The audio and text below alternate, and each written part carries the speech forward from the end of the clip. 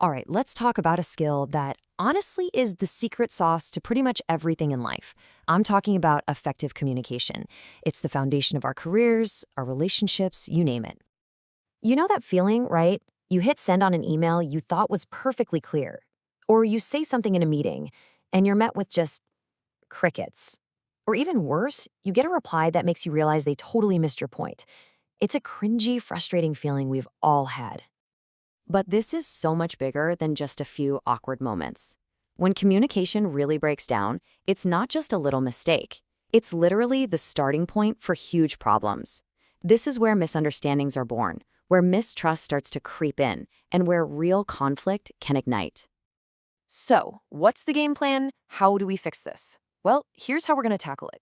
First, we'll dig into why communication fails so often. Then, I'm going to give you a super powerful tool, the 7 C's blueprint. After that, we'll explore the 4 different ways we communicate, figure out what hurdles are getting in our way, and wrap up with the amazing benefits you get when you finally connect. Okay, first things first, we have to understand why we get it wrong. Because if you don't know why it's broken, you can't fix it. And trust me, the cost of not fixing it is way, way higher than you'd think. Now, let's get to the solution. I want you to think of this, the 7 C's blueprint, as your personal checklist. It's a practical guide you can use for every single email, presentation, or conversation to make sure your message hits the mark every single time. This is the core of it all. And here they are, in all their glory, the 7 C's of communication.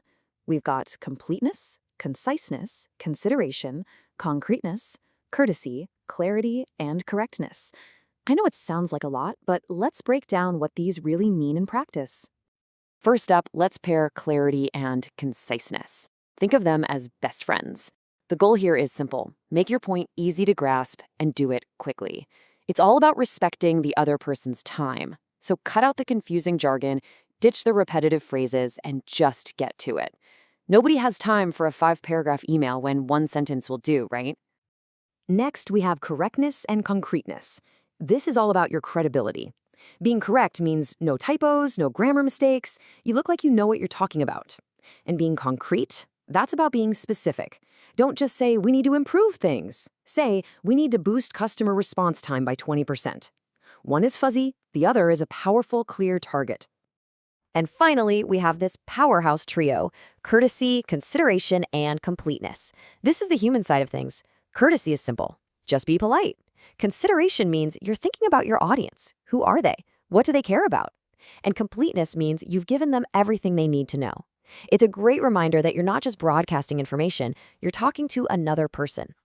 So we've got the what, the 7 C's. But now let's talk about the how. There are actually 4 different channels we use to communicate.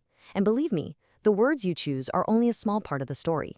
So it really breaks down into these 4 lanes. You've got verbal, which is the actual words you say, nonverbal, which is your body language and tone, written, which is everything from texts to reports, and visual, like the charts and graphs that make complex ideas easy to see. Now, this is where it gets really fascinating. Look at the difference between what you say, your verbal message, and how you say it, your nonverbal cues. You can be saying, I'm fine, but if your arms are crossed and your tone is sharp, which message do you think people are going to believe? The nonverbal almost always wins. And this quote just nails it. A huge chunk of what we communicate isn't in our words at all. It's in our handshake, our posture, even our hairstyle. All these little details are constantly sending out signals about who we are, and people pick up on them, whether they realize it or not. Okay, so even when we try to do everything right, things can still go sideways. Let's talk about overcoming those hurdles. The trick is learning to spot the barriers before they trip you up.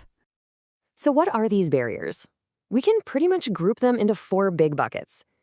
You've got personal barriers, like your own ego or emotions getting in the way.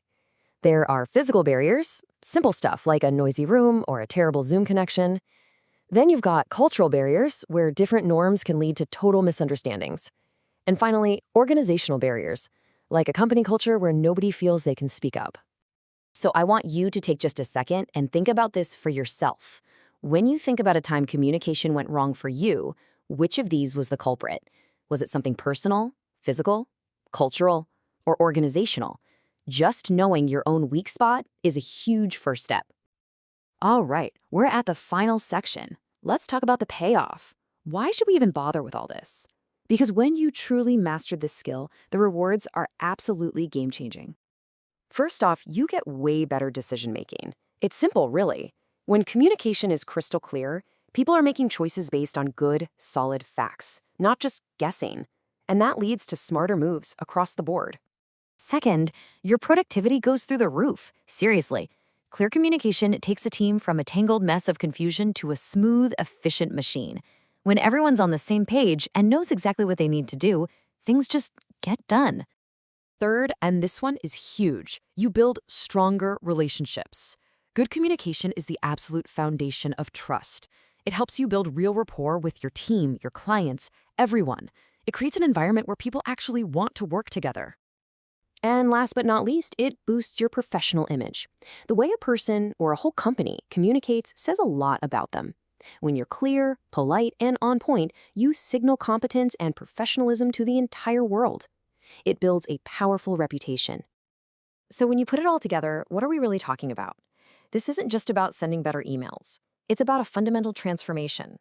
It's how we take situations that are messy and chaotic and make them clear. It's how we turn potential conflict into real, genuine connection.